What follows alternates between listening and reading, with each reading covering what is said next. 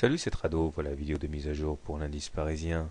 La séance d'aujourd'hui aurait pu terminer beaucoup plus mal puisqu'au pire de la séance, nous sommes allés chercher les 3010 à un souffle des 3000.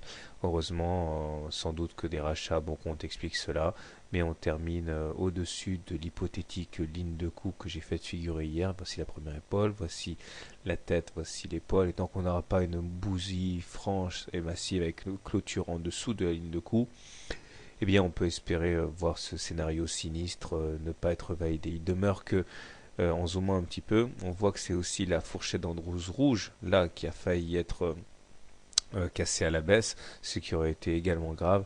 Mais là, même si on a ouvert en dessous de la fourchette d'Andrews rouge, on l'a réintégré.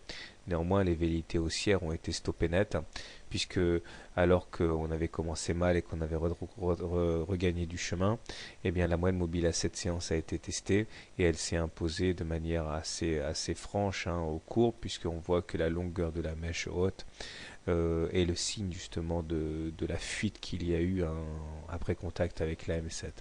Donc on finit dans une situation quand même relativement délicate puisqu'on est en dessous d'une M7 et en dessous de la M20 qui est décroissante. Autrement dit, la tendance est baissière sur le CAC. Les indicateurs techniques confirment la mauvaise orientation. Le MACD est à un souffle de devenir négatif puisqu'il est à 0, quelque chose. Il est sous son signal, c'est pas bon. Le stochastique maintenant est en zone de survente. Si on zoome, on se rendra compte de ça.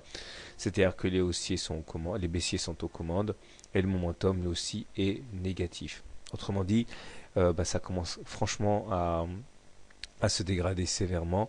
On peut toujours envisager que non seulement l'épaule tête-épaule se traduise par une accélération baissière qui potentiellement, je l'ai fait hier mais je le refais ce soir, eh bien renvoie à un objectif proche des 2700.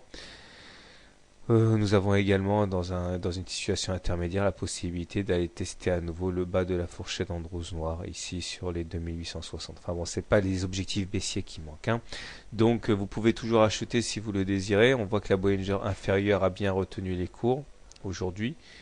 Mais bon, c'est vrai que a priori, ce qu'on semble devoir privilégier, c'est plutôt les trades baissiers puisqu'on est en dessous d'une M20 baissière. Voilà, bonne soirée, bon trade et à demain.